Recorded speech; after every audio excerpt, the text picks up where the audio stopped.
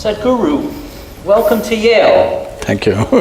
What a delight, what a joy to have you here.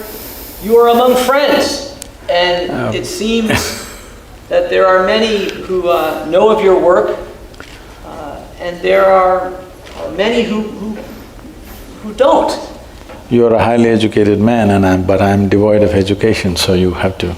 Well, you know, as… Make some allowances for me. That's lovely of you to say. I'm so well educated, I have rediscovered a joyful curiosity. And while it is true I have many degrees after my name, as I've lost my hair and become more wrinkly, I've so enjoyed the sort of spirit of joyful curiosity. So in the spirit of hospitality, in the spirit of joyful curiosity and coming together across traditions, I would love to hear your thoughts on a number of topics. The one that is near and dear to my heart as an educator and as a physician and a pastor is this area of wellness and burnout. Physicians today, a big study came out, 54% of physicians in America meet criteria for burnout. And nurses are in the same boat. And you're here at a medical school, and we're looking for answers, and we're looking for hope. And so to those 54% of physicians who are burned out, and the nurses and PAs and nurse practitioners, all of us in healthcare, what would you say to them? If we have to bring health, either to ourselves or to others, one fundamental thing is you bring a very profound sense of wholeness into you, the various dimensions of life that we are. All of it is in sync and functioning well. It's sad to hear that physicians are in a state of burnout. How would they cause health? They could sell more medicine, but they cannot cause health if they are in a state of burnout. Now we're seeing, as modern medicine progresses, comes out with miracle after miracle, research, all kinds of things. But people are not getting healthy. More people are getting sick than ever before. A country like United States, which is the most affluent country on the planet, which essentially means you have a choice of nourishments. Every human being has a choice of nourishment. Most of the ailments that you see in other parts of the world are nourishment related in some way, because the needed nourishment is not there at the right time for a whole lot of people on this planet. But in a country where there is a choice of nourishment, I would say an excessive choice of nourishment, the nation is spending $3 trillion on healthcare. This is bigger than the budgets of major nations in the world. India's economy is around $3 trillion. You're spending that much on healthcare of 250,000 people. This shows somewhere we have missed health. Maybe we have an industry going, but we have missed health. Well, we can explain it in so many ways, but doctors being under burnout, everybody thinks their profession is the most difficult one. If any individual human being is creating something that they really care for, there would be never any kind of burnout. Myself and a whole lot of people around me, we are 7 days of the week, 20 hours a day, 365 days. This is our schedule. You will not see me burned out. Maybe sometimes I'll get physically exhausted. Maybe I'll die of exhaustion one day, but definitely not of burnout or boredom. Those two things will never happen to me. Why I'm saying this is, the fundamental reason why this is happening is particularly the physicians, because there are various kinds of professions. But particularly when people go to a doctor, in some way they're placing their life in his hands. So when somebody is willing to place their life in your hands, you must treat it as a sacred duty. It's not just a job, it's not just a business. It is when somebody is willing to place their life in your hands, I'm telling you, even people who live with you, your own wife and children or husband is not willing to place their life in your hands completely. But somebody, an unknown person comes and places his life in your hands, I think it's the greatest privilege that somebody trusts you at that level, that they're willing to trust you with life. You could do right things or wrong things, knowingly or unknowingly, because nobody has figured the human body absolutely, all right? We know it to some extent. So you may do any number of wrong things, but they place their life into your hands. I think traditionally it was said like this in India. In any given society, if education, medicine and spiritual process, if it gets commercialized, that society will go down the drain. I think we are doing this to the entire modern world. All three are becoming commercialized. There is nothing wrong with commerce. Commerce is a transaction of give and take. You give me this, I'll give you that. But there are some things which cannot be handled as just give and take. If you bring this aspect of transaction into spiritual process, into education and into medicine, then it turns ugly, and that ugliness will definitely burn you out one way or the other. Above all, what people are experiencing is burnout is, first of all, they're doing something that they don't care for. If they were genuinely doing something that they truly care for, there would be no burnout. The more opportunity you get to do it, the better it would be, isn't it? Everything is towards a certain end. The joy of doing what you're doing is not there in one's life. This is not just for any one profession, it's for all professions, but particularly in a profession like this, where it's a question of life and death for somebody else. When it's a question of life and death for the person who is sitting in front of you, it can't be a transaction for you. Well, there is a business end to everything, because to make anything sustainable, there has to be a business end to it. We are not against the business end of it, but within yourself, if you don't do it as a great offering to the person who is sitting in front of you, of course they will pay their fee, but within yourself, if you're not like this, definitely you will burn out doing this kind of work. Otherwise, every day, if you helped a person, if in some way you made somebody's life… their life better, by the end of the day, should you be ballooned into a joyful state or should be in a state of burnout at the end of the day? It should not be a burnout. If you genuinely experienced, you have enhanced many lives around you, this is not about service, this is not about ideas of I served this, I did this. No, there is a joy within a human being when they're able to touch another life. Why you're holding a few people dear to you as family is because you believe you can touch their life in some way. You can make a difference. That is what is most important for a human being. In every activity that we perform, whatever the nature of the activity, how profoundly we can touch someone else, this is what makes the big difference. If you make a movie, you don't want to make a movie which nobody wants to watch, would you? You want people to watch this movie and come to tears, isn't it? You don't want to build a house that nobody wants to live in. You don't want to cook something that nobody wants to eat. These things you can do only because in some way you are able to touch another life through your activity. This is most fundamental need within the human being.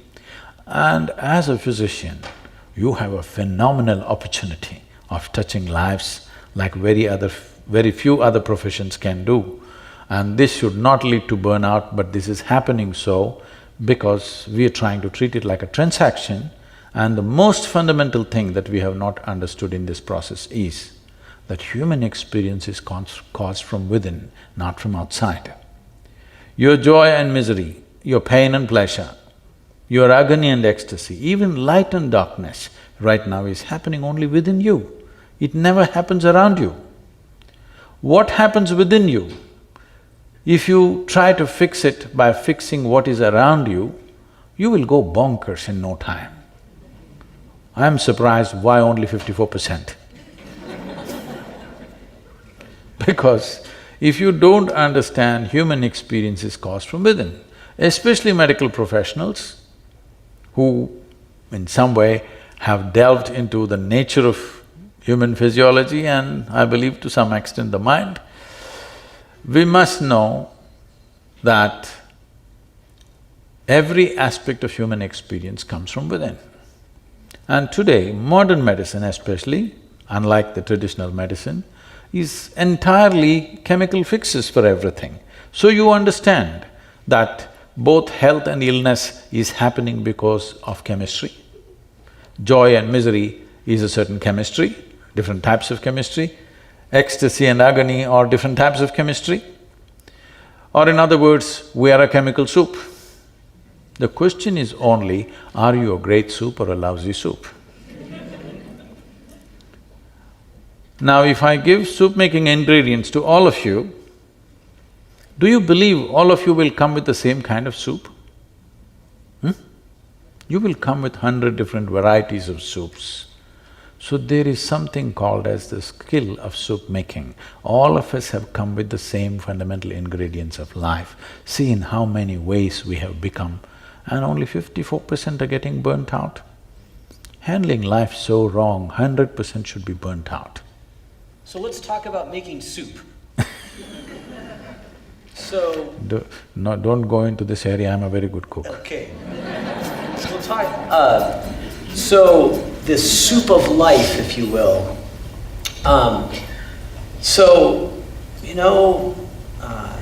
Tonight there is a nurse or a physician who has come home and they told a family member that their loved one just died.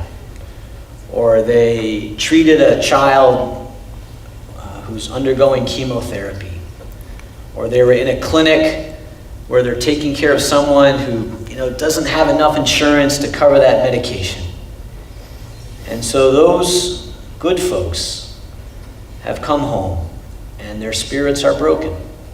And they love what they do. I think burned out physicians love what they do. They do.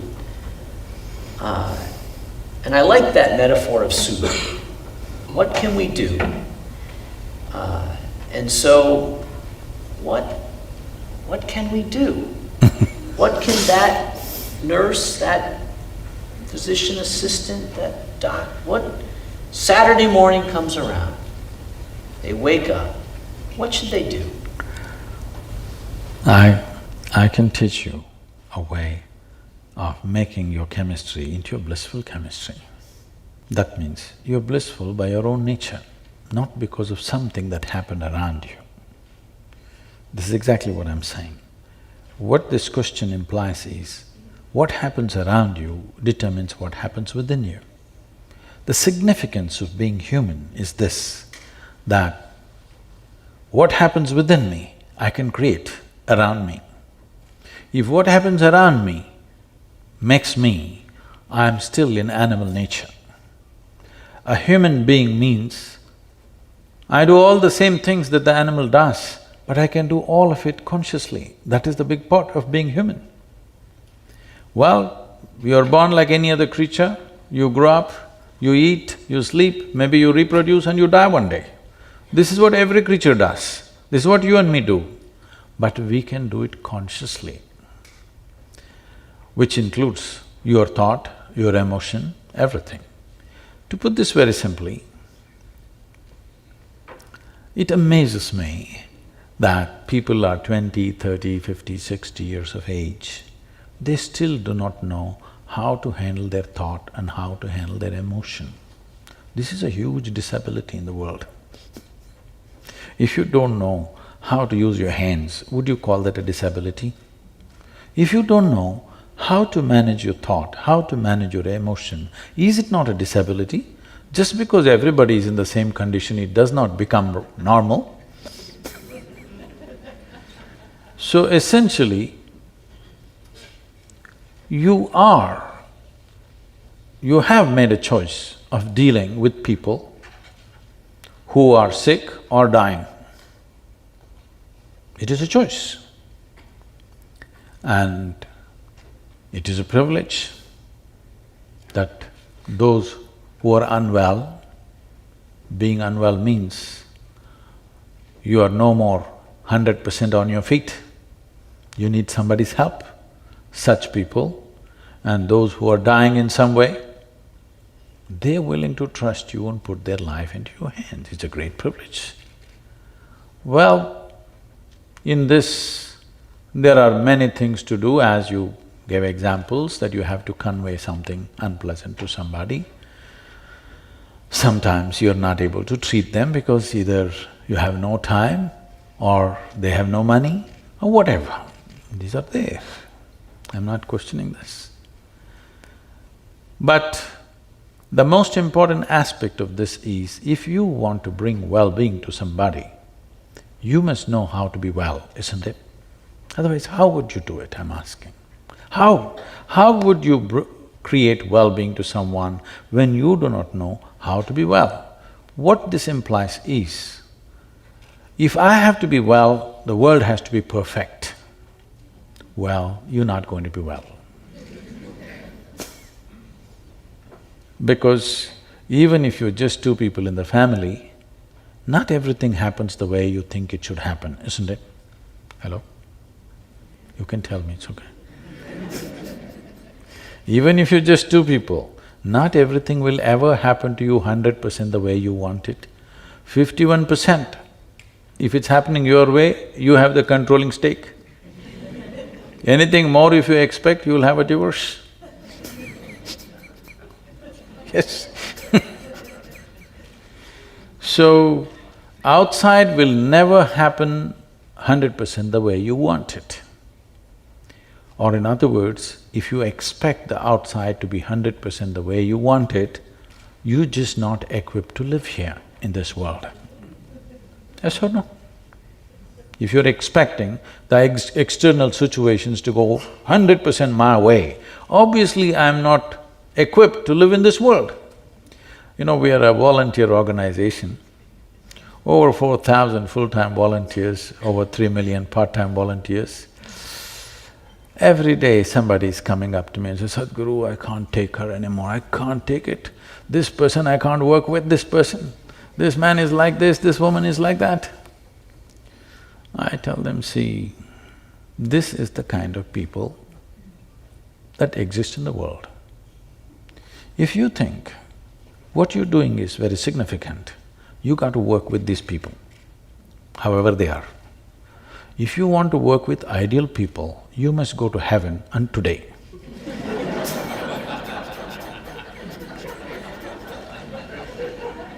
These are our realities. If you truly see, genuinely see that what I am doing is significant, it's significant enough to make difference in lives around me, now you have to do that work. The problem is not of the nature of your work. You just ask anybody, from the topmost job down to the most menial job, everybody complains about stress. So stress is not about your job. I must tell you this. A few years ago, many years ago, when I first came to United States, wherever I went, people were talking about stress management. I couldn't understand this. Because in my understanding, we manage whatever is precious to us, our family, our wealth, our business, our money. Why would anybody want to manage stress? It took me a while to understand. People have concluded that stress is a part of their life. Stress is not a part of your life. It's just your inability to manage your own thought, your own emotion, your own energies and your own body. If you knew, if your mind took instructions from you, would you live in stress or in bliss? Please tell me. What's your choice? Sure. Yes, such a simple thing is not happening because your mind is not even taking instructions from you. If your intelligence turns against you, who the hell can save you? So, this anxiety, this stress is not about the job. It is just that our education systems are such, they're telling you how to conquer the world, how to break an invisible atom, how to go beyond space. But they're not telling you a thing about this one. This is the most complex, if you want to call it a human mechanism, this is the most complex and sophisticated mechanism you have seen. Yes? Yes. As a doctor, you know. But I'm asking, even the doctors, have they read the user's manual? How to use this? No? Just by accident, something. When you live by accident, anxiety is natural. So, I was really interested in the title of your book, Inner Engineering, A Yogi's Guide to Joy. And those are some words that you don't usually see often so close together. I'm thinking about engineering And joy. and joy. And a yogi. There are some… And a yogi. And a yogi, right. Engineering, yogi, and I like that word, engineering. You need to know there are some really… some of the top engineers at the university are in the audience tonight. Yesterday was the engineers… Right there. Yesterday was the World Engineers Day. Yeah. So, what's the theme of… what would you say is the message of this? I mean, I think you're getting at that. Inner engineering, a yogi's guide to joy. What does that mean? Say, if you and me were here, let's say 100 years ago or 200 years ago, how the world was and how it is today, it is almost another world. It's not the same world, you wouldn't have recognized it. That's how much it has changed. What changed this? Our ability to engineer external situations the way we want it. We could sit outside and do this, but now we're sitting in this building because this is engineered for our comfort. Now, engineering essentially means making something just the way we want it. We made everything in the world the way we want it, but now 54% burnout. Because we did not make this one thing the way we want it. If we made this one thing the way we want it, again the same question, would you live blissfully or miserably? If you made this the way you want it, you would definitely make this blissful, highest level of pleasantness for yourself. What you want for your neighbor may be debatable, but what you want for yourself is very clear, isn't it? So, this is not happening because we have never approached inner well-being in a scientific manner. We are thinking something else from somewhere is going to fix this. If we want to be well, we looked up. In India, they call this Uparwala. That means the one above. I'm saying, is it true that you are living on a round planet? Hello? Is it a round planet that we are living on? And on top of it, it's spinning. If you look up, you're invariably looking up in the wrong direction, isn't it?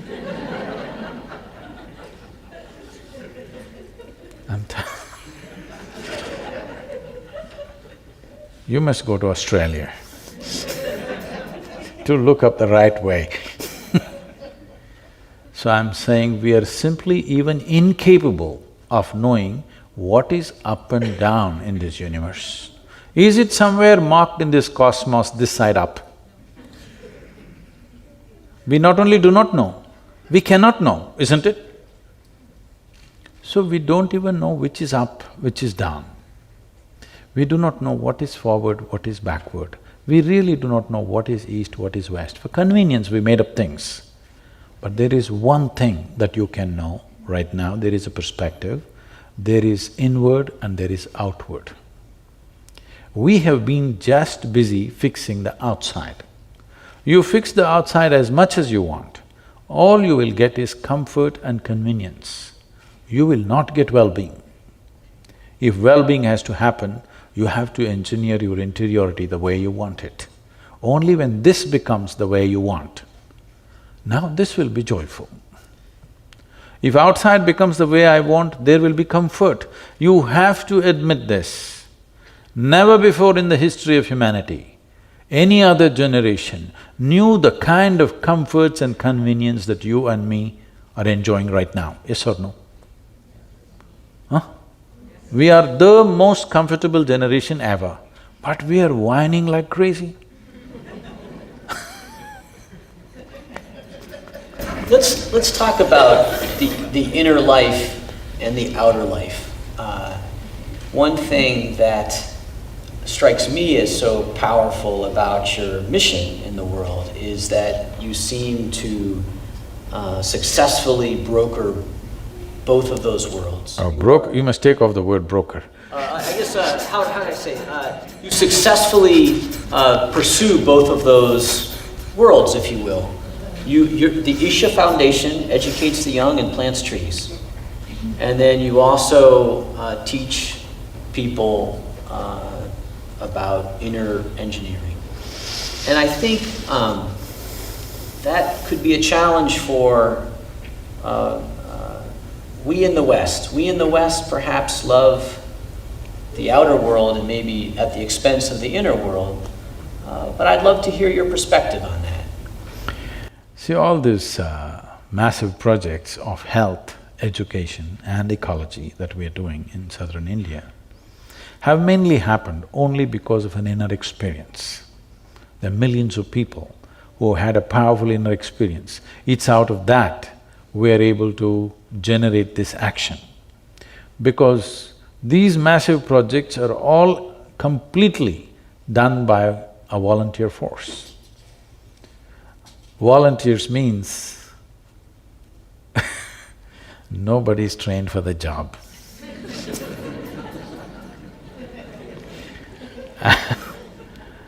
And you cannot fire them for inefficiency because they're volunteers.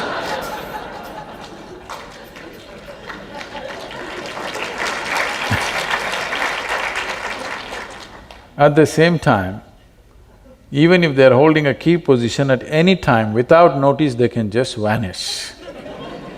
You manage an organization like this, you will go crazy in no time. That's my job. So, having described my job, which is a sure route to madness, if I was not as well established I am within myself, it would have driven me bonkers. Because I've managed businesses before. And at that time, I used to wield my authority on people to get things going. And the main thing was, they were on my, I was doing the payment for them. That was the main control. Now I don't make any payment for anybody, everybody is not paid, nobody is paid. In fact, they spend their own money and come and do everything to keep them going. Is essentially the inner engineering, because there is a powerful experience within which drives them to do all this work. It is unfortunate that people always trying to divide the world. You must understand this, that the very basic nature of human intellect is this. Human intellect, you know, all of you, the sharper it is, the better it is, isn't it so? You should agree with me. The sharper it is, the better it is, I think. Intellect. Oh. I actually want to talk about being a prophet. Well, I don't go that far. Let's We're finish going. the project. Let's go there. So, because one of the things about sort of being mindful of the inner life. You cannot be mindful of the inner life. Now you talked about being a prophet, now I can say no. So I don't think… I wouldn't say you're a prophet, I'm talking about the Judeo-Christian tradition of prophecy. So in the Hebrew Bible, in the Old Testament, there is the role of those who speak truth to power, who speak out against injustice, who sacrifice themselves for a cause because of injustice. And there, in that narrative, there is anger and there is rage. And there are significant groups of people in the world, in our country, who have due cause to be angry about the world. The refugee, the ethnic minority, the poor. And one thing about inner engineering and sort of finding peace within oneself, the other side of that coin is, you know what, is there ever a time to be angry, to march, to be enraged at the injustice of the world? What would you say to that?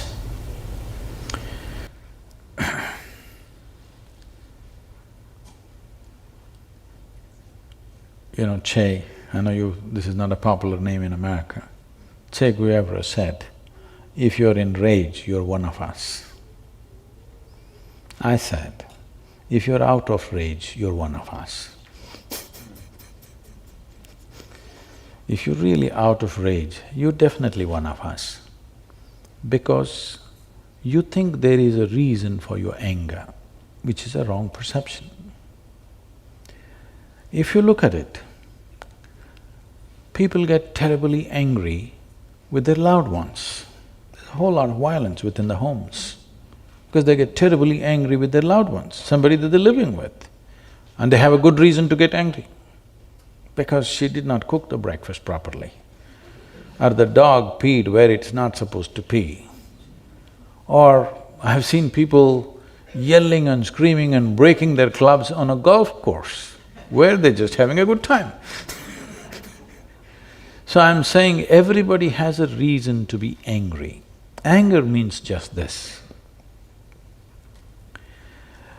When you're angry, as a doctor, you know today that when you're angry, literally you're generating poison in the system, literally.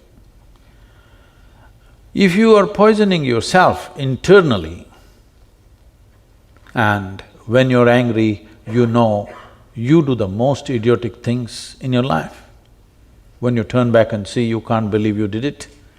But most idiotic things happen when you're angry. So I'm asking, is anger an intelligent expression of human life or an idiotic expression of human life? Hello?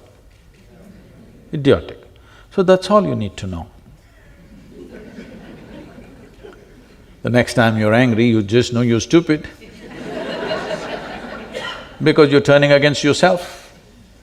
But I will tell you, the reason why this anger has been eulogized is, in a moment of anger, some people who were sleeping all their life propel themselves into action, and that action produced some results. Yes, that can happen.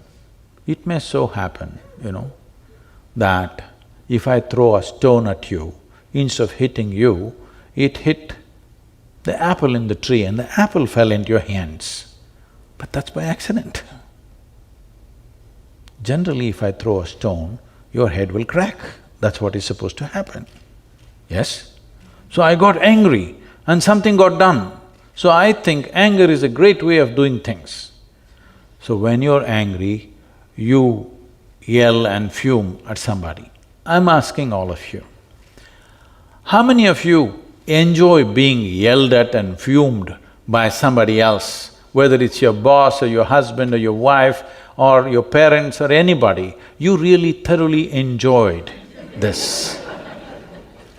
Hello? Did you? No. And what makes you think somebody else enjoys it? They endure you, they don't enjoy you. And when they're done, they're done.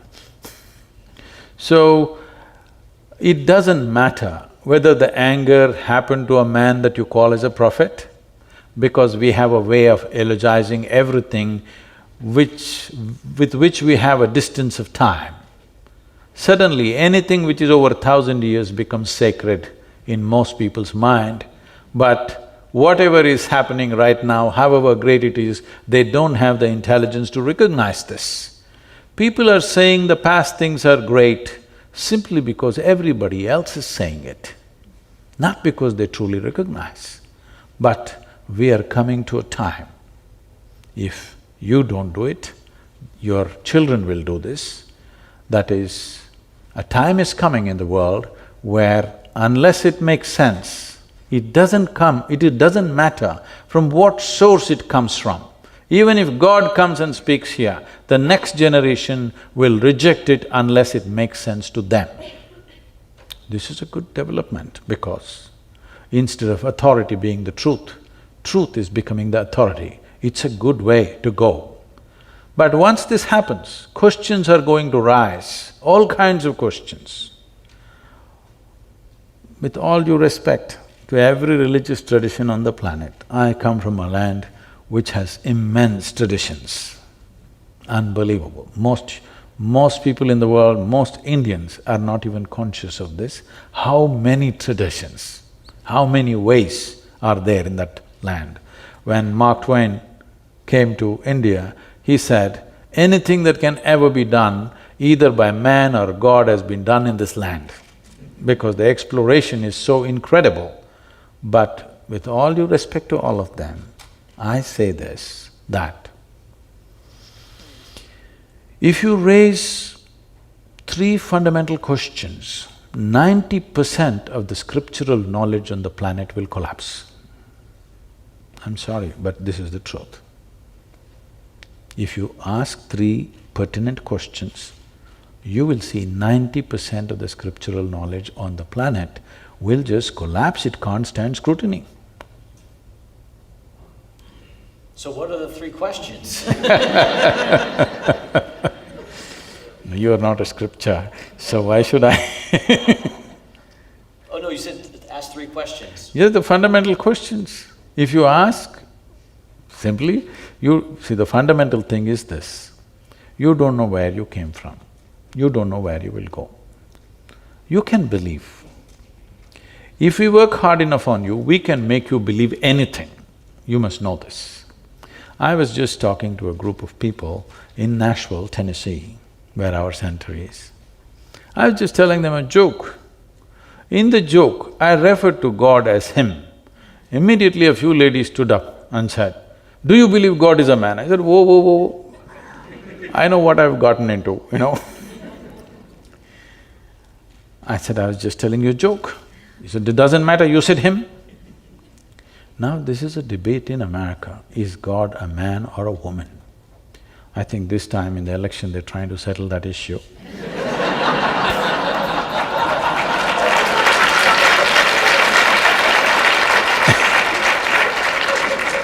But where we come from, we have no such issue. We have a man god, we have a woman god, we have a cow god, we have an elephant god, we have a snake god, we have a bird god, we have a dog god, we have every kind. Crawling ones, creeping ones, flying ones, all kinds. Because we are a very wise culture. We foresaw all the future problems that may arise. And there is also a debate which in the last election they tried to settle, but it did not settle, I think.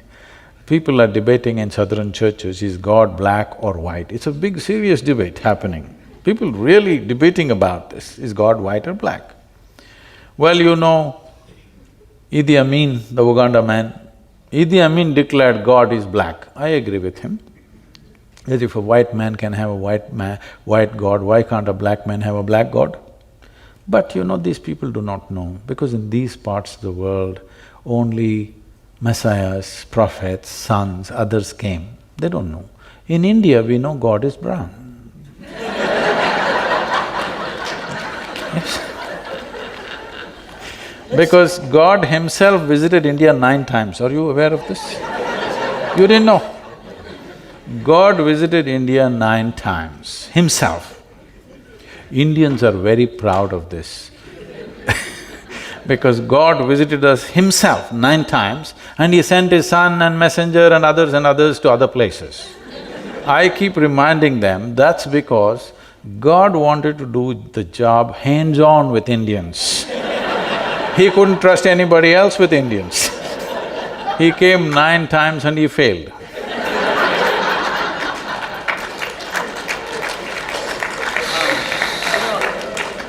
Let's talk about it. No, coming to belief, I'm saying we can make people believe anything if you work upon them from their childhood. Anything, believe me. You just have to work hard enough and make them believe this, that, everything. Belief gives you a confidence without clarity. Confidence without clarity is a disaster on this planet. There is no substitute for clarity. There is no substitute for clarity. But if you have confidence, you can just do something, just like that. Sometimes it works. Even if you're not clear, you can simply do something and it'll work. Can I tell you a joke? Please. This happened in New York City. Late afternoon, an 8-year-old boy came back from school. He had a very progressive mother. Obviously, she was single. I'm saying nobody catch up with her.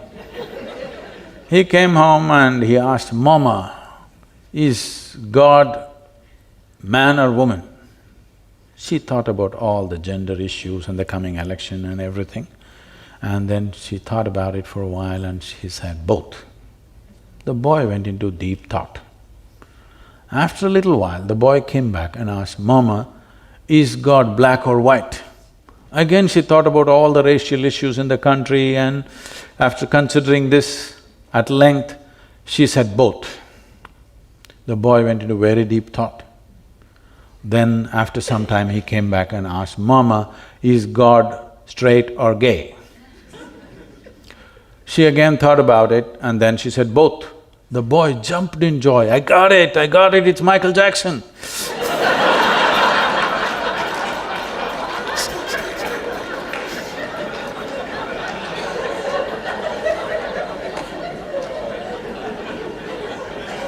So how we arrived at our belief has cultural backing. Every culture has made up their own stuff. But I'm asking, do we genuinely know where we came from and where we're going? If you're so clear where you're going, that is for an appointment with the Creator, I don't think you should postpone the appointment. You must take it today, isn't it? But that's not true. If death is next moment, you don't want to go. If you are so sure, only that fanatic who blows himself up seems to be sure. Everybody else has a doubt, isn't it? Every working intelligence has a doubt, yes or no? If you have frozen your intelligence with overriding belief systems, then you're going. Every other working intelligence, if death is next moment, there is hesitation or no? For sure, isn't it? Because you really don't know where you're going. You can believe what you want, but you really do not know. Belief is of social significance, to some extent of psychological significance, but existentially it means nothing. Can I ask your thoughts on this? In some ways, in many ways, we are the inheritors of our traditions. and they do influence us and shape us. Is there a positive role for the traditions from whence we come? For example, if I'm going to try to inner engineer my inner life and try to get some direction and meaning and faith and hope and values, I can't do it alone.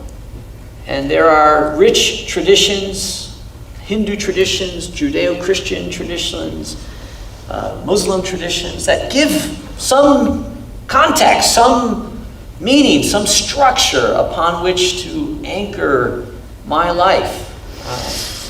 What do you think about that? Do we throw away all the traditions and inner engineer our lives, or can we use these traditions? As you said, to anchor our lives. Now that is the decision that every human being has to make. Do you want to be anchored or do you want to set sail? That is a decision that everybody has to make. If you're looking for confidence, if you're looking for stability, then you have to anchor yourself to something. If you're looking to go far, then anchoring will not help. Traditions, all traditions, with all due respect to all of them, particularly traditions that are coming from India and also elsewhere. I'm not in any way an expert to make a comment on the traditions that you're talking about, but essentially tradition means this. What somebody did yesterday is today's culture and tradition. What you do today is tomorrow's culture and tradition. I'm asking you, how much of what we're doing today in this world and in this country is consciously cultured? But all the rubbish that we do will become tomorrow's culture and tradition of this land, isn't it so? Hello? I'm saying, do you believe that people who lived here 1,000 years ago were such superhuman beings, they did everything perfectly and you're doing everything wrong? It's not so. They were also just people like you. We have a way of elogizing everything with which we have a certain distance of time. But are they of no value? Not true. There are a whole lot of things that we as human beings simply know today, which is thanks to the traditions in which we have grown up. We cannot say no. But if you want to know this life, which is myself, no tradition is… Tradition can inspire you, tradition can put you in a direction, tradition cannot take you there because this has to happen now to you, only then it's a living reality for you. Otherwise you will read in a book and believe it. But how do you know this works? I'm saying it should work. People ask me, Sadhguru, how do we know whether we have met a real teacher or a guru or not? I just tell them, look at his face, whether it's worked for him, what he's talking. Has it worked for him? That's all the question. If it's worked for him, it doesn't matter what it is, you must go with him because it's worked for him. If it's not worked for him, what is the point? Dead tradition. So one of the traditions here in a medical school, in a Western medical school, is the tradition of the evidence. Show me. And this tradition, which is only really maybe 200 or 300 years old, the randomized controlled trial, the cohort study, all of that, and it's good. You know, that's how we've gotten cures for, pneumonia and drugs to help alleviate pain. It's all been done through this pursuit of the evidence. And also I'm a pastor, and I fully embrace the life of the Spirit and the truth that we find in our faith traditions. And I love that tradition. But I do recognize a tension, if you will, between the truth that we discover in the lab and the truth that we discover in our spirit. And I love that tension. I think that's a great way to live in a way, that sort of loving, joyful pursuit that is both the truth that I see around me and the love that grows in my heart. But I do recognize the tension. What is your perception of that? So when we talk about the evidence-based approach, it is not a tradition. When it happened, when the Renaissance happened, it was breaking of all traditions. Till then, because it was written in a book, because a certain authority was espousing it, we said, this is it. When medical science evolved from Jana to others, the fundamental thing was they broke all tradition. So now if that is becoming a tradition, I'm very sorry, because this was an exploration. An exploration cannot be traditional. An exploration means you're constantly trying to step into new terrain. That's what an exploration is. But if that has become traditional, then we are treading the same track and thinking it's exploration.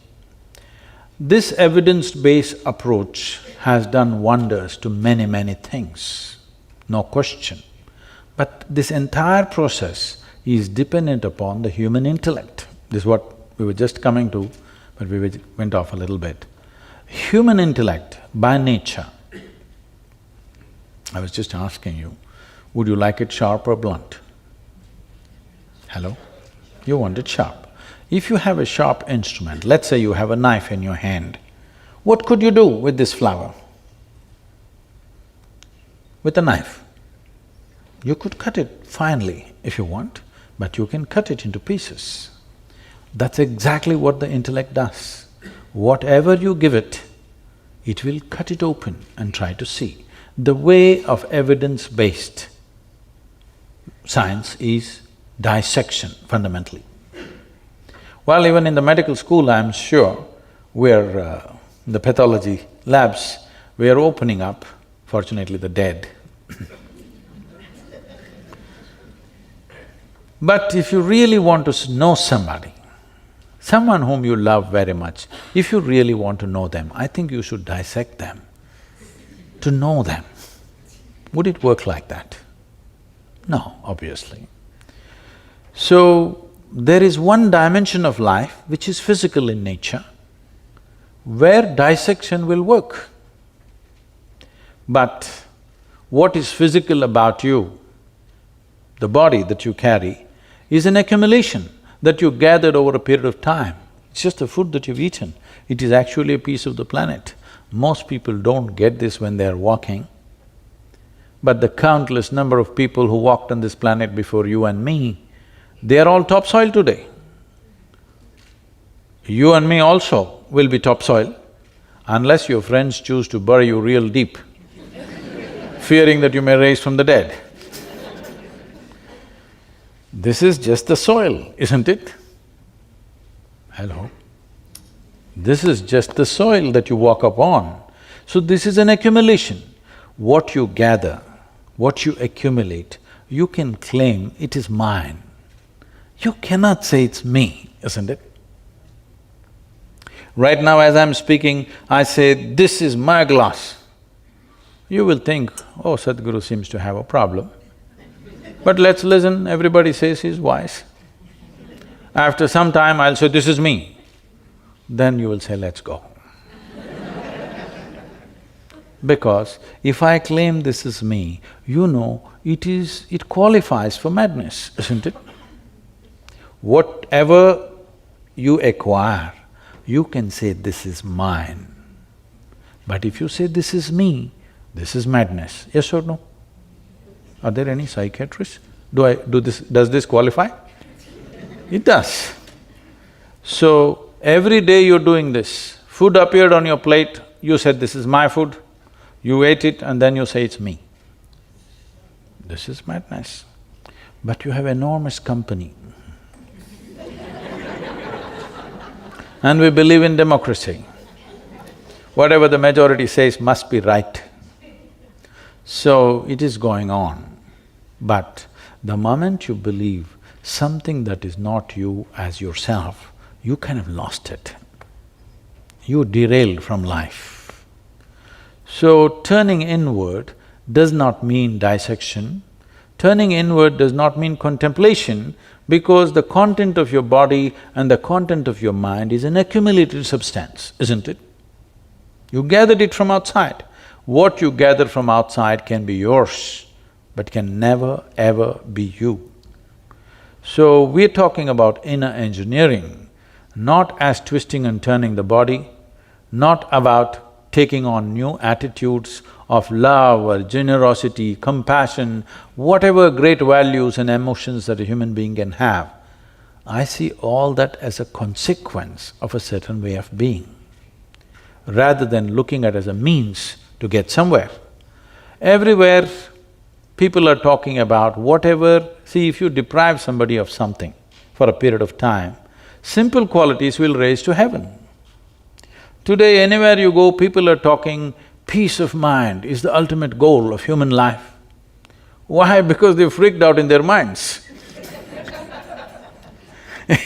Why would peace be the highest goal? Because you're talking about Judeo-Christian thing, the origin of where it came from. I happened to be in Tel Aviv. I was to get there that morning and speak at 6:30 in the evening. I was flying in from Atlanta. Because of some delays in the flights, I landed there at 6 in the evening. So I'm quickly changing in the airport, because in these 35 years I have not been late to a single appointment. I don't want to break that, so I'm rushing. And I'm famished, because I'm traveling an American airline and there's nothing edible on the plane.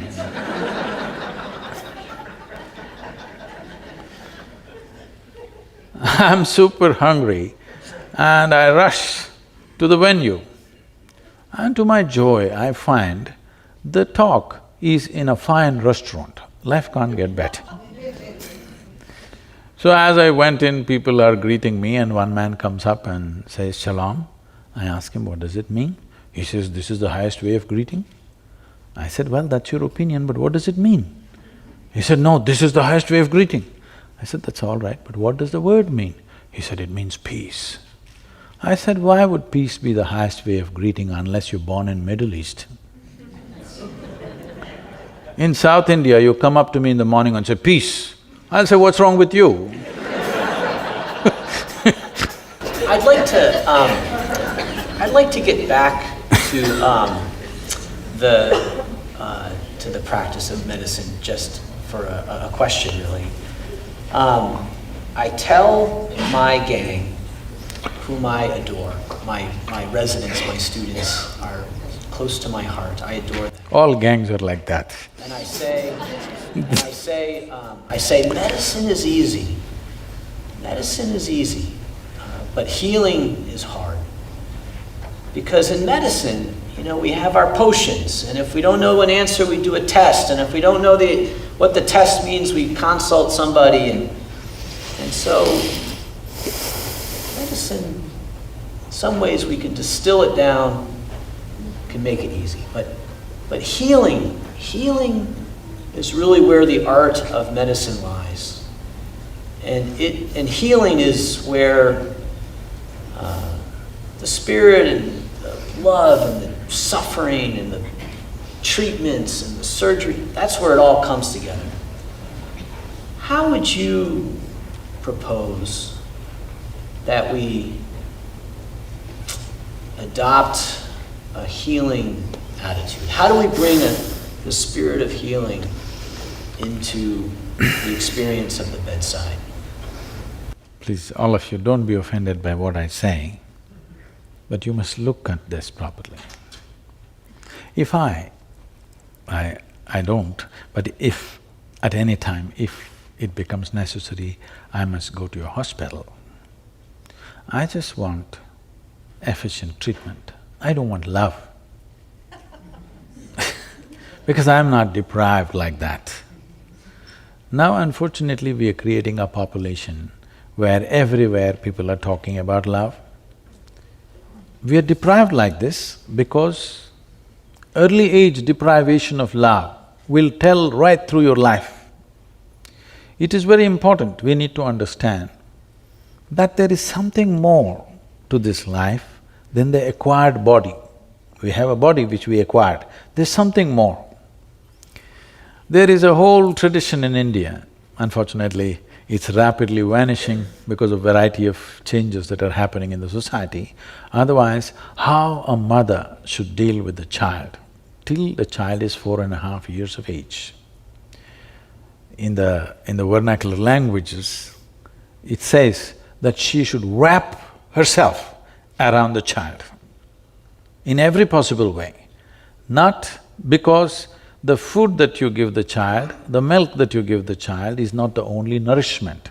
The child needs to be wrapped with motherhood. Then only this child will grow as a full-fledged child, otherwise it will grow as a deprived child. But modern societies, we are going to a place which is almost impossible to deliver this. It's simply not possible in the way we have structured our families, it's simply not possible to do that. So, having said that, when people come to a hospital, they should just look forward to efficient treatment. Now we are looking for love. We should have found it somewhere else. At least we should have bought a dog if you couldn't find anybody. Dog is… if you get yourself a dog, 12 years guaranteed love affair. Guaranteed. Doesn't matter how badly behaved you are, still it's guaranteed. It'll not work with any human being. There's a whole lot of management to do with human beings. If you get a dog, however badly behaved you are a drunk, you behave badly, you beat him, do what you do, but the dog still loves you, guaranteed love affair. So, those of you who are looking for love wherever you go, dog is a good solution. When you go to a hospital, you don't expect your doctor to love you, just do what he has to do. So that is fascinating because I think patients come to their doctor. This is the unfortunate reality, that's what I'm saying. Yeah, People come to a hospital and looking for love. Wrong place. So when I was a medical student, I was the pastor of a church here in town. And I would write my sermons on hospital note paper. This was before EMRs. So I'm writing my sermon at the nurse's station. And my attending physician came up to me and he said, "Doolittle, the physicians are the priests of today." And I said, "What? What do you mean? That's offensive." I wasn't sure. Was he joking? Was he serious? And he was serious in the sense that people come to their doctor and they have pain. And maybe it's back pain, maybe it's pain in their heart, and I think people come to their physician and they look for absolution, acceptance, forgiveness. They look to feel well again. And perhaps the critique of modern medicine is that we are trained to give a pill. But people want more, and it's interesting that you bring this up, that in modern medicine, the expectation should be efficient care, safe care. And that's what we're trying to do too. But I do think there is a healing. It's a world that maybe the world is becoming more secular, and they don't know where to turn, and so people look to their healthcare provider for all of it. What do you think? Say, it's not about being secular or non-secular. A whole lot of human beings are feeling lonely. Yes. Right from their childhood, they have suffered loneliness. For a variety of reasons, changes have happened in family structure, changes have happened in the social structure, the communities of the past have broken, so there is a certain loneliness where even if they go to their car mechanic, they want to be loud.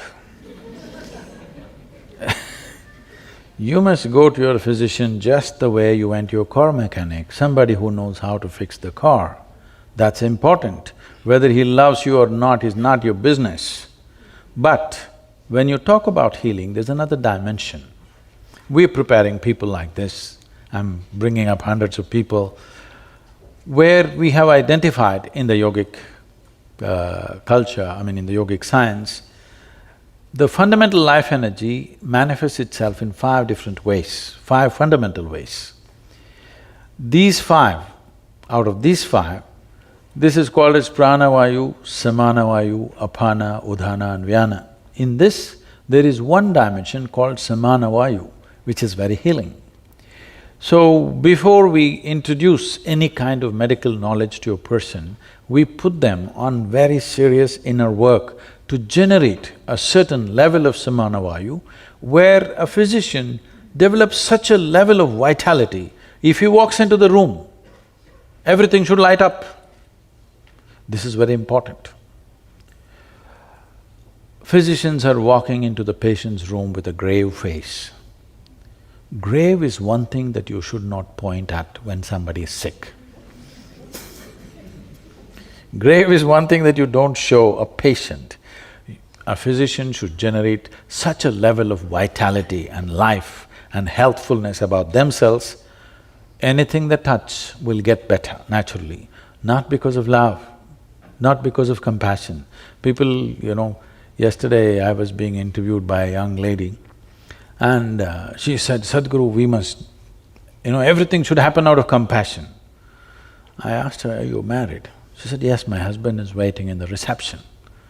I said, suppose when you go there after this interview, you realize that your husband married you on a compassionate basis. Would you like it? She said, no. Then why do you want it for me? I don't need it too. So, can I ask you, so for the Isha Foundation, with the thousands of full-time volunteers and the millions of part-time volunteers, why do you think they come? Tools of transformation. The tools are subjective in nature. See, right now, we as human beings are dominating this world only because of our ability to use tools. Otherwise, a pack of dogs would take care of you. Forget about the tigers and the lions, poor tigers and poor lions who need to be saved right now. Only because of our ability to use tools, isn't it? And all the tools that we developed are… Now, as a doctor, maybe you're using a microscope. We have a microscope only because our ability to see, to enhance that we have a scope. We have a telescope only to enhance our vision in some other way. We have a telephone because we can hear. We have a microphone because we can speak. We have a bicycle because we can walk. If we were made like trees, would we have invented a bicycle? I'm asking. Every tool that we created is only to enhance the already existing faculties to a higher level, isn't it? Everything. Everything that we invented is just this, all the tools. The tools are very important. When I refer to the spiritual dimension as tools, some of our people will feel offended around me and say, Sadhguru, don't say it, it is more than our life. Don't use the word tool. Then I tell them, you come to the yoga center, 3 days I will give you plumbing job. No spanner, no winch, no nothing. You do it with your hands. You can use your teeth. You will see all your 10 nails will be gone, then a few teeth will be gone after 3 days, then you come to me, I will give you a spanner. Will you worship the spanner or no? I'm asking you. Will you worship the spanner or no? It is the tools. Similarly, to turn inward, to extend dimensions which every one of you have known peace in your life at some moment. Hello? You must tell me yes or no. Yes. You have known joy in your life? You have known bliss in your life? You have known ecstasy in your life? Love in your life? You are capable of all these things. Only thing is, it's not sustainable. One moment there, one moment here, one moment there, one moment here. This is the only problem, isn't it? Suppose I gave you a tool. subjective tool with which you can remain blissful every moment of your life. Is it of great value to you, I'm asking? So, these millions of people, they have tasted the tools of transformation. One thing I have done to them is I have confused the hell out of them. So what is that tool of transformation? How would you describe This that? is the first tool. First thing is you must get confused. Yes, because you're talking about anchoring, that's why I'm saying this. Confusion means you realize that you do not know, isn't it? I'm asking, with all this exploration of science, do we know even one single atom in its entirety? Hello? Do we? No. Then what's our problem in saying we don't know? I do not know is an immense possibility. Now you're trying to destroy I do not know with all kinds of beliefs. Why don't you say I do not know? If you truly realize I do not know, your intelligence will be in an active and super alert state every moment of your life. The moment you believe, it sleeps. It lets you sleep. But people are not willing to go through this. They want something. Tell them something, they want to believe and say, I'm fine, I want to sleep tonight. No, I do not know. If you see I do not know, the longing to know, the wanting to know, the seeking to know will happen to you. Everything that you do not know, you just believe because somebody said so. Even if it is true, right now I'm going to tell you what is the truth, but it's not in your experience. So what is the options that you have? You can believe me or you can disbelieve me, isn't it? If you believe me, you will not get any closer to truth. If you disbelieve me, you will not get any closer to truth. It is just that if you believe me, you will have a positive story to tell. If you disbelieve me, you will have a negative story to tell, but you will not move an inch existentially. Psychologically, it will give you comfort. So this is something you must decide. Are you looking for solace or are you looking for a solution? If you're looking for solution, then you need tools to turn inward. If you're looking for solace, believe something. So if the first step is, I don't know, what do you do then? What happens after that? So this happened to me when I was just 4.5 years of age. Suddenly one day I realized I don't know a thing. I was only about 4.5 years of age. If somebody gave me a glass of water, I would just sit like this for 3-4 hours at a stretch because I wouldn't know what is water. I'm telling you, even today you don't know what is water. It is the only substance which is in all the 3 states on the planet. 2/3 of your body is water, 2/3 of the planet is water, but you don't know what it is. We know how to use it, but we don't know what it is. Isn't it so? We know how to use this water in so many ways, but we do not know what it really is because we do not know what really anything is for that matter. So if I found a leaf, I would simply sit like this for 6-7 hours. If I sat up in the bed, entire night I would be staring at the darkness. My dear father, who's a physician, started thinking I need psychiatric evaluation. He started saying, this boy has lost it. He's just staring at something all the time. My problem is, I look at this and I don't know this. I'm not able to shift my attention to that. I'm just looking here still. He thought he could educate me. He tried. So there is a rule, strict rule in the house. Between 7 in the evening till 9 dinner time, all the children, 4 of us siblings, we have to sit and read some textbook. I open my textbook like this. I find a little speck on the paper. I just look at the paper. This speck that keeps me engaged for 2 hours. I sit like this, absolutely total attention, without reading a word. I went through school like this.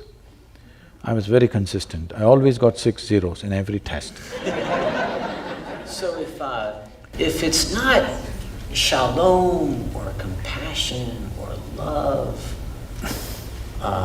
it is just life. it's just It's just life. The meaning of the No, meaning, no. your purpose of life is life. What would you say? The purpose of life is life itself. Yeah. Life itself is a large enough phenomena, it doesn't need another meaning. Only because human beings have not experienced life.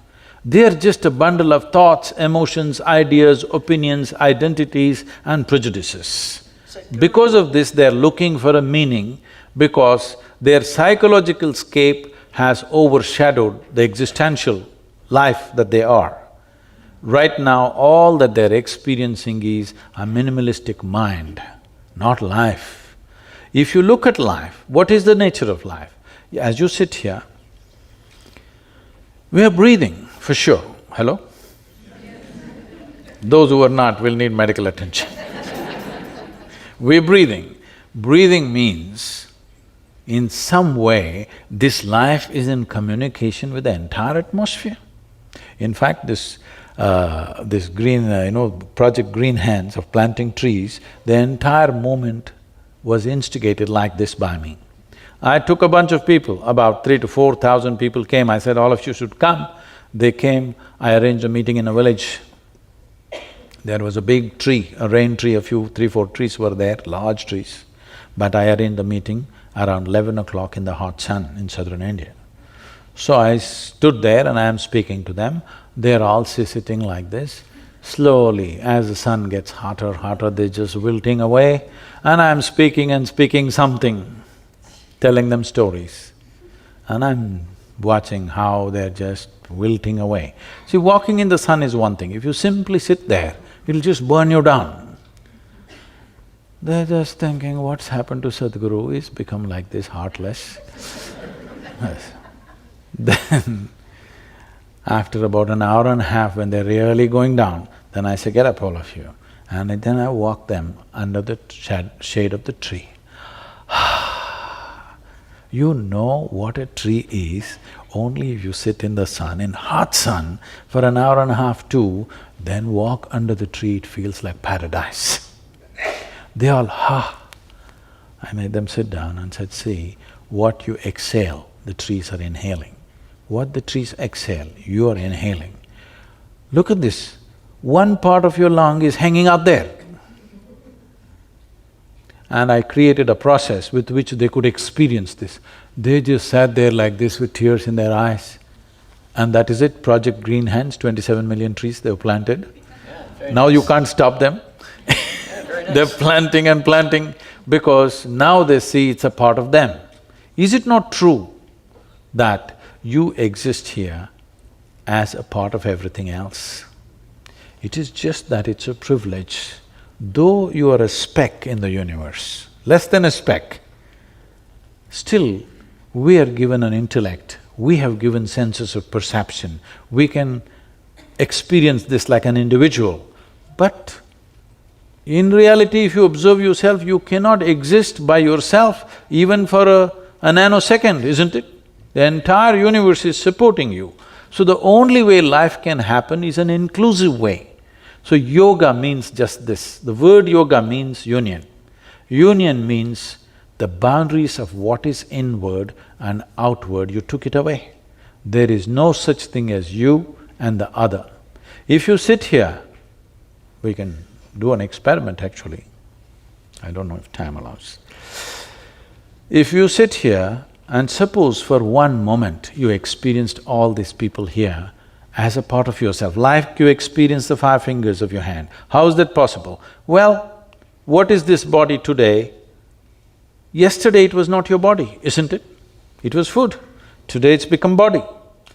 So something that is not you became you, how? Right now there is water, this is not you. If I drink it, does it become me? Definitely does. So what is it that I have done? I included it into the boundaries of my sensations. What is within my boundaries of sensation, I experience as myself. What is outside of my boundaries of sensation is not me. Now, the yogic system, we developed a way that if you keep your energies in a certain level of exuberance, now you will see your sensory body will expand. If your sensory body became as large as this hall and you experienced all these people as yourself, after that, do I have to tell you, love them, don't hate them, don't kill them, don't harm them, be compassionate? Would teachings be necessary for you? If you experience something as a part of yourself, after that, you don't need any morality, you don't need any ethic, you don't need any values. What is you, you will always handle it right. What is you, it is of the highest concern to you. If you experienced everyone and everything as yourself, this is what yoga means. If one is in such a state of union, then you call him a yogi. If you turn and twist your body and hang upside down, you are not a yogi, you are just doing circus. Yes, unfortunately, people think by turning and twisting they're doing yoga. No, yoga means you sat here, you experience the entire universe as yourself, not as a hallucination, but as a living experience. Not in the firmament of your mind, but existentially, you know this is you. Now, you don't need any policy, you don't need any morality, you don't need any scripture, you don't need any guidance from anywhere. You will conduct this sensibly to the best of your intelligence and capability, and that's all a human being can do. Sadhguru.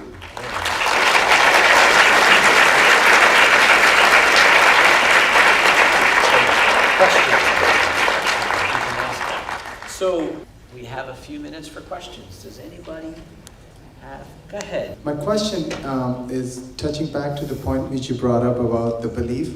Can you tell a little bit more about what's the difference between belief and faith? You're trying to gather more information. As much as I can in 1 hour. That is the biggest problem. You can gather as much as you want. You could go… if you gather a lot, you'll become fat. But you will not feel enhanced. The only thing that every life is seeking is to enhance itself to its fullest possible level. Whether you take a worm or an insect or a bird or a tree, all of them want to become full-fledged life. Only problem is, we know what is a full-fledged worm, we know what is a full-fledged insect, we know what is a full-fledged tree, but we don't know what is a full-fledged human being. Now you think by acquiring more and more, I don't know what information you gathered, but by acquiring more and more, you will not become more. It has not happened, isn't it? People thought by acquiring money, by acquiring wealth, by acquiring knowledge, they will become more. They have not become more, they're still hankering for the same things. So, by acquiring more information, you will not become enhanced. It is just that if you approach information sensibly, you will become more hungry. If you approach information as a way of projecting yourself as better than somebody else, then you will think you have attained to something. This is what happens by acquiring information. Only in comparison it's valuable. If you have certain level of information, you need somebody around you who doesn't know it for you to be looking smart. Yes. Today it's become a fashion. Before they go to a dinner party, they will Google out that galaxy Z67, how many million light years is it? So when you go to a dinner party, just like that casually you throw around, you know the galaxy Z67, it is you know how many light years, this many light years. Who the hell cares? Because we don't even know in our experience what is a light year.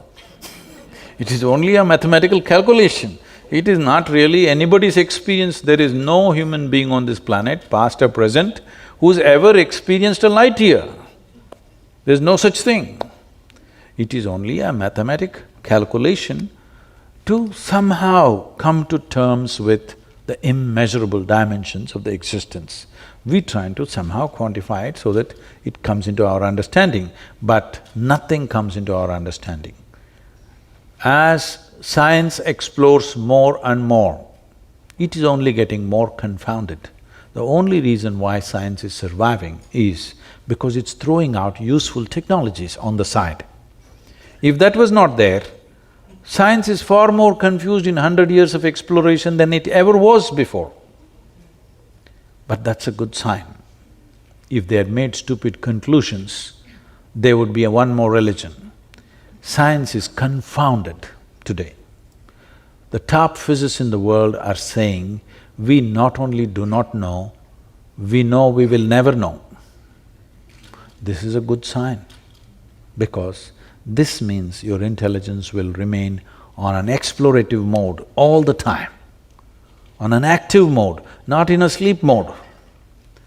So when the top scientists declare we will not know, it is not a hopeless situation, it is a great situation that people have come to this, that they understand if you go through physical means, it doesn't matter how much you explore, it'll go on endlessly. How much information you have, you will not get any better, you will get only more burdened by this. Things will happen on the side, technologies will come, iPhone will become 7, 8, 12, all right? But still, the way you talk to people is not going to change. What you say will not change. Your relationships will not change. Technology can go through the ceiling, but nothing of you will be enhanced. So, more information is not going to help. All I want you to take, the takeaway for you, because you want to take away something. The takeaway for you is, if you truly, genuinely, it's not simply a thought, allow this to sink into you in the next few days, that if you pay attention to anything, a leaf, a flower, water, people, dog, animals, anything, if you pay enough attention to anything around you, even the closest people around you, if you pay enough attention to them, you will see you don't know a damn thing about anything. On the surface, you seem to know everything, but if you pay sufficient attention, you don't know a thing about anything. Knowledge is a very limited sphere of life. Ignorance is boundless. Enjoy that. So, in the spirit of boundless ignorance, does anyone else have any questions?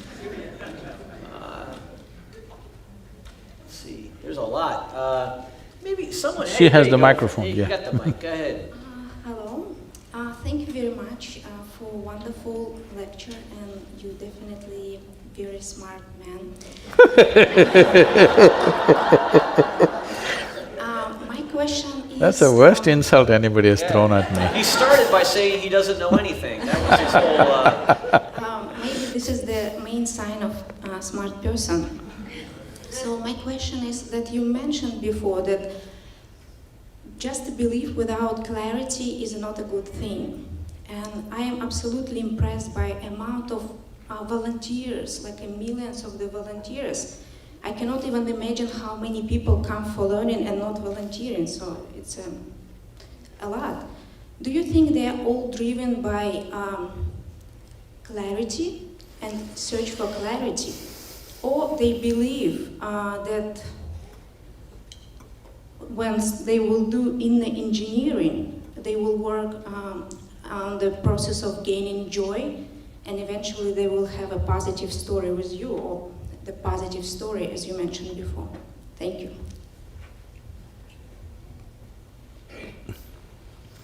See, if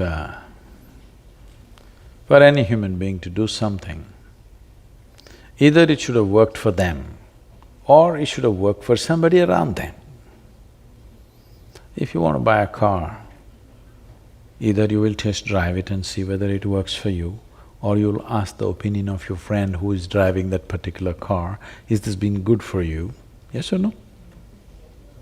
So I must tell you, As a rule, for the first 21 years of my existence as a teacher, as a rule, I never appeared in the media, never once.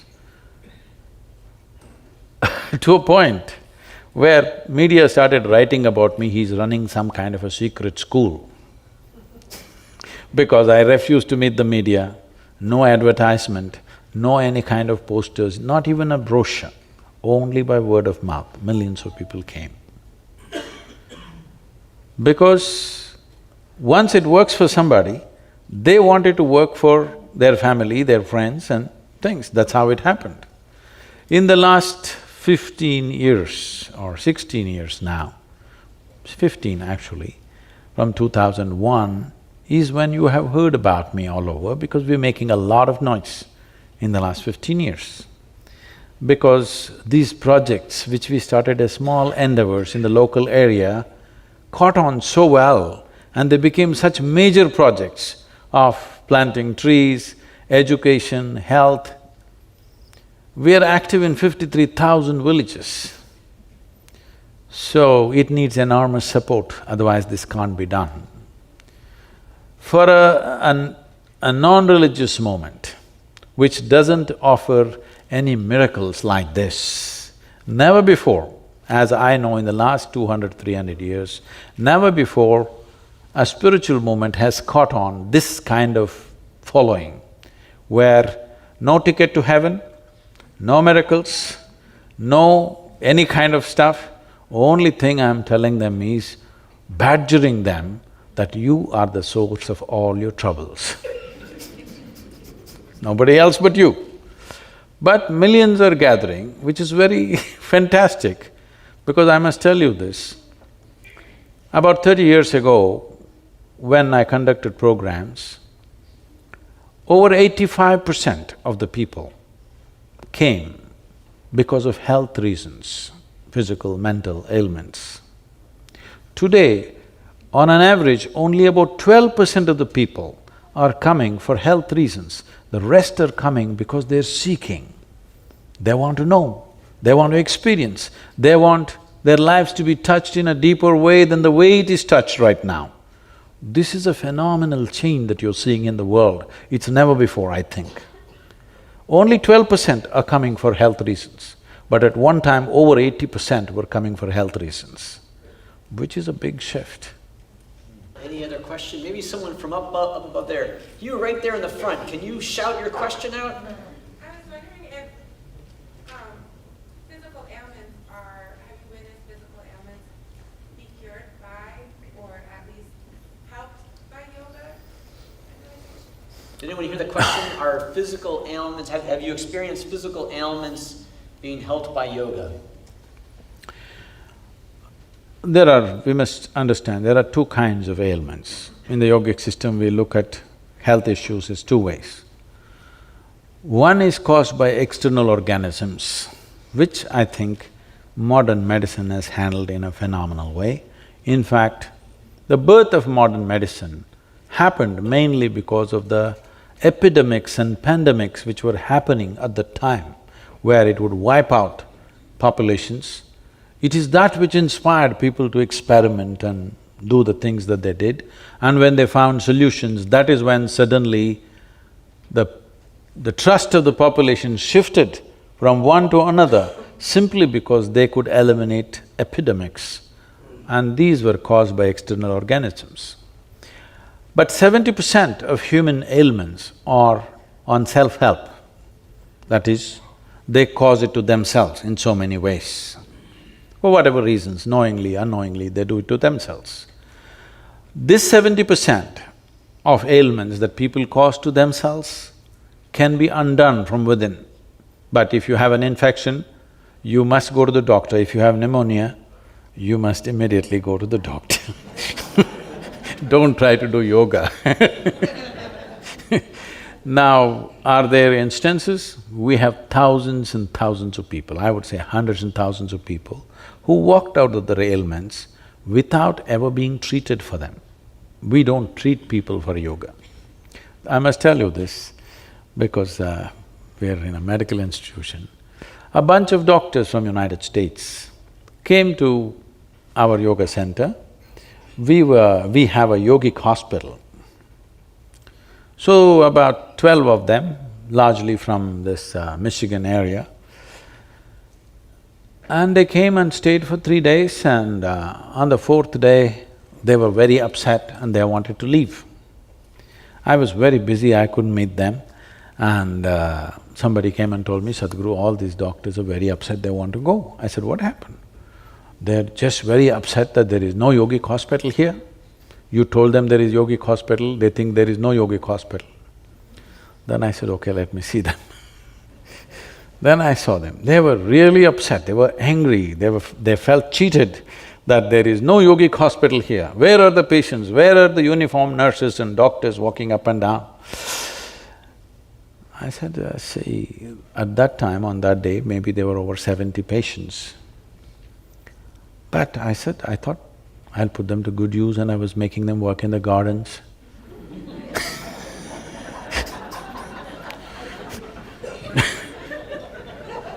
Nobody should ever understand sickness is a reward. They must want to get out of it as quickly as possible.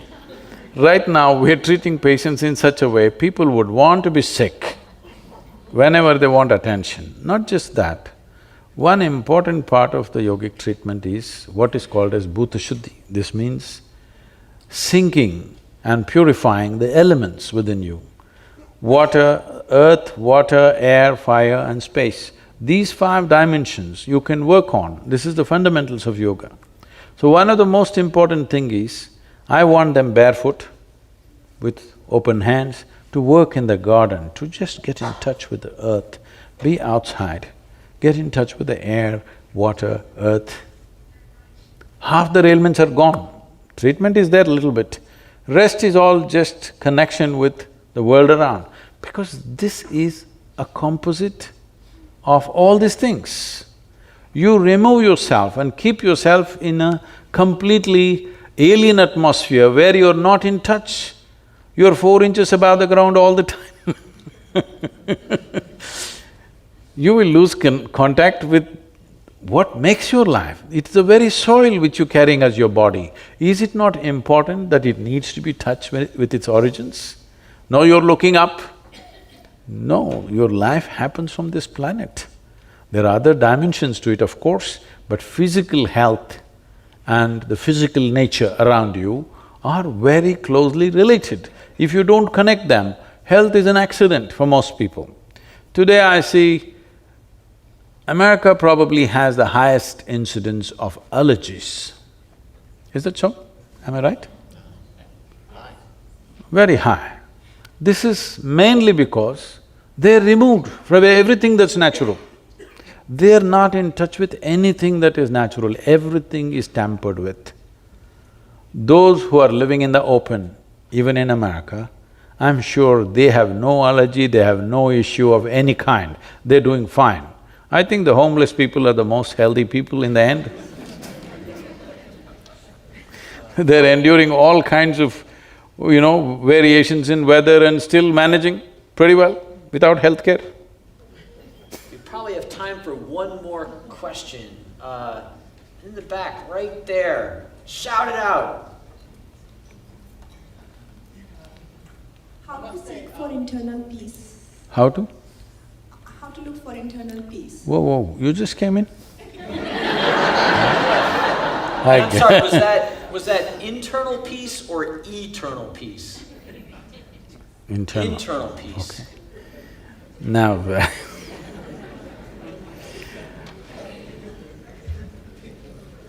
we've gone through this anyway. Whether it's peace or happiness or joy or love or whatever, it can only be internal, it can't be external.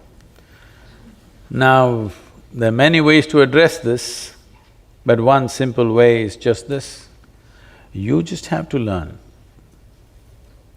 where the keyboard is for this big computer of your mind.